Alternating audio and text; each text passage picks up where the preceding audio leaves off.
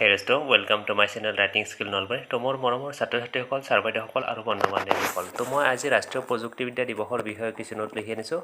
তো এইটো 11 মে তাৰিখে স্কুলবিলাকত উদযাপন কৰিব লাগিব। তো আহক আমি লিখাখিনি চাওঁ। যদি প্ৰথমবাৰৰ বাবে মোৰ চেনেলটো লৈ আছে তেতিয়াহ'লে আপোনালোকে মোৰ চেনেলটো প্লিজ ছাবস্ক্ৰাইব কৰিব আৰু যদি আপোনালোকে ফেচবুকত ভিডিঅ'টো চাই আছে তেতিয়াহ'লে মোৰ পেজটো প্লিজ ফ'ল' কৰি ল'ব। তো আহক আমি ভিডিঅ'টো আৰম্ভ কৰোঁ। ৰাষ্ট্ৰীয় প্ৰযুক্তিবিদ্যা দিৱস প্ৰতি বছৰে 11 মে তাৰিখে ৰাষ্ট্ৰীয় প্ৰযুক্তিবিদ্যা দিৱস পালন কৰা হয়। এই দিনটো ভাৰতীয় বিজ্ঞান আৰু প্ৰযুক্তিবিদ্যাৰ ক্ষেত্ৰত এক স্মৰণীয় দিন।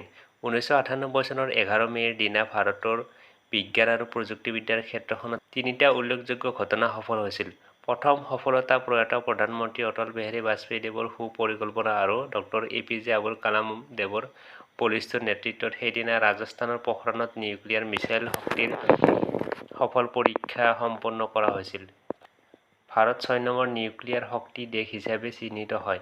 দ্বিতীয় সফলতা সেইদিনা defence research and development organisation DRDOৰ উদ্যোগত মিছাইল ত্ৰিশূলৰ শেষবাৰৰ বাবে সফল উৰণ সম্পন্ন হৈছিল, যি ভাৰতীয় বায়ুসেনা আৰু স্থলসেনাক শক্তিশালী কৰিছিল। ত্ৰিশূলৰ ফলাফলে পিছলৈ ভাৰতীয় পৃথিৱী, আকাশ আৰু অগ্নি মিছাইলৰ সৃষ্টিৰ ক্ষেত্ৰত উল্লেখনীয় বৰঙণি আগবঢ়াইছে। তৃতীয় সফলতা সেইদিনা বেংগালুৰুত সম্পূৰ্ণৰূপে ভাৰততে তৈয়াৰ কৰা প্ৰথম পাতল আকাশীযান হানছা-3ৰ সফল উৰণ সম্পন্ন হৈছিল। এই যানখন পাইলট প্ৰশিক্ষণ, আকাশমাৰ্গৰ পৰা ফটো তোলা, সুৰক্ষা নিৰীক্ষণ, উৰণ ক্লাবৰ খেলৰ বাবে আদি কামত ব্যৱহাৰ কৰা হয়। এই তিনিটা উল্লেখযোগ্য সফলতাৰ কাৰণে বাজপেয়ী দেৱে 11 মে'ৰ দিনটো ৰাষ্ট্ৰীয় প্ৰযুক্তিবিদ্যা দিৱস হিচাপে ঘোষণা কৰিছিল। এই দিৱস উদযাপন কৰাৰ উদ্দেশ্য দৈনন্দিন জীৱনত বিজ্ঞানৰ গুৰুত্ব অনুধাৱন কৰা আৰু যুৱচামক বিজ্ঞান আৰু প্ৰযুক্তিবিদ্যাৰ ক্ষেত্ৰখনক নিজৰ কৰ্মক্ষেত্ৰ হিচাপে নিৰ্বাচিত কৰিবলৈ উৎসাহিত কৰা। প্ৰতি বছৰে অভিযান্ত্ৰিক মহাবিদ্যালয়সমূহত এই দিৱসৰ লগত সংগতি ৰাখি বিভিন্ন উদ্ভাৱনমূলক অনুষ্ঠান অনুষ্ঠিত কৰে। ইয়াৰ উপৰিও টেকন'লজি ডেভেলপমেণ্ট ব'ৰ্ড অৱ ইণ্ডিয়াৰ উদ্যোগত বিজ্ঞান আৰু প্ৰযুক্তিবিদ্যাৰ ক্ষেত্ৰত আগবঢ়োৱা অৱদানৰ বাবে আজিৰ দিনটোত ব্যক্তি প্ৰতিষ্ঠানক পুৰস্কৃত কৰা হয়। 10 লাখ টকা এটা ট্ৰফি দিয়া হয়। পোখৰাণ পাৰমাণৱিক পৰীক্ষাৰ বিষয়ে ৰাষ্ট্ৰীয় প্ৰযুক্তি দিৱসৰ তাৎপৰ্য বুজিবলৈ প্ৰথমতে 1998 চনৰ পোখৰাণ পাৰমাণৱিক পৰীক্ষাসমূহ বুজিব লাগে।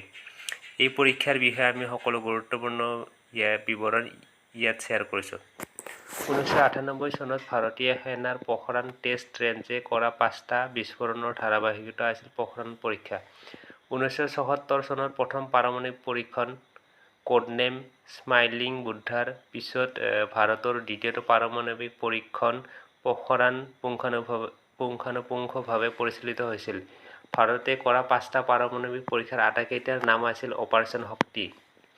এই সকলোবোৰ পৰীক্ষা কোনো বাধা নোহোৱাকৈ সম্পন্ন কৰিবলৈ সেউজ সংকেত দিয়া মাষ্টাৰমাইণ্ড আছিল ভাৰতৰ প্ৰাক্তন ৰাষ্ট্ৰপতি, ভাৰতৰ missile man doctor APJ Abul Kalam. Doctor APJ Abul কালামে পোখৰাণৰ টেষ্টৰ নেতৃত্ব দিছিল। কোনে ঘোষণা কৰিলে ৰাষ্ট্ৰীয় প্ৰযুক্তি দিৱস?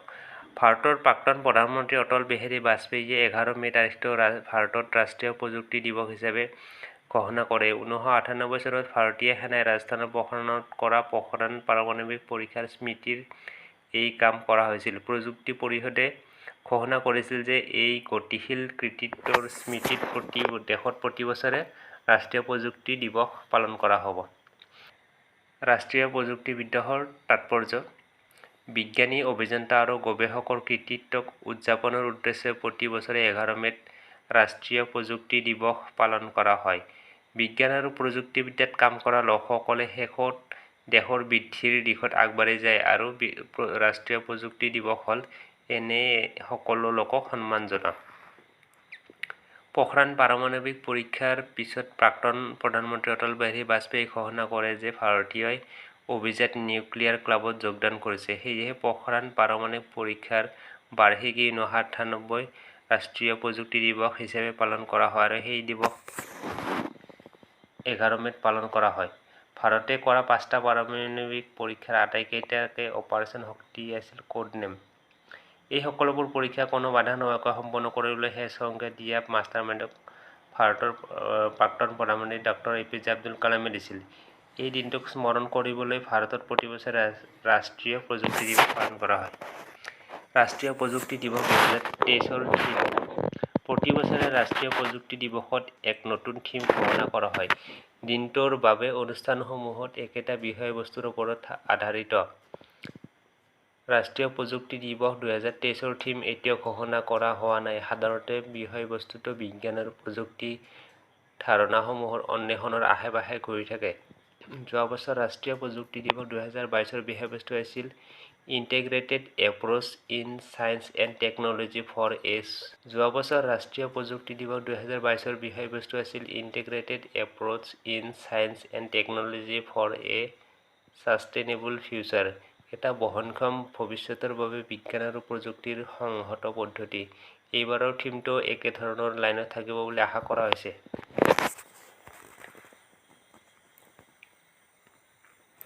ৰাষ্ট্ৰীয় প্ৰযুক্তি দিৱস কেনেকৈ উদযাপন কৰিব? ভাৰতে ৰাষ্ট্ৰীয় প্ৰযুক্তি দিৱস ব্যাপকভাৱে পালন কৰে। এই দিৱস উদযাপন কৰি মহান বিজ্ঞানী আৰু অভিযন্তাসকলৰ কৃতিত্বক সন্মান জনাই মানুহে ভাল পোৱা কিছুমান উপায় ইয়াত উল্লেখ কৰা হ'ল। চৰকাৰে বিজ্ঞান আৰু প্ৰযুক্তিৰ ভৱিষ্যতৰ বিষয়ে আলোচনা কৰিবলৈ অনুষ্ঠান আৰু আলোচনাৰ আয়োজন কৰে। বিদ্যালয় মহাবিদ্যালয়সমূহে ৰাষ্ট্ৰীয় প্ৰযুক্তি দিৱসত অসংখ্য অনুষ্ঠানৰ আয়োজন কৰি ছাত্ৰ-ছাত্ৰীসকলক তেওঁলোকৰ বিজ্ঞান আৰু প্ৰতিভা প্ৰদৰ্শনৰ সুযোগ প্ৰদান কৰে। বিজ্ঞান আৰু প্ৰযুক্তিৰ সম্পৰ্কীয় প্ৰাসংগিক তথ্য ছ'চিয়েল মিডিয়াত ভাগ বতৰা কৰি ৰাইজে ৰাষ্ট্ৰীয় প্ৰযুক্তি দিৱসত অংশগ্ৰহণ কৰিব পাৰিব।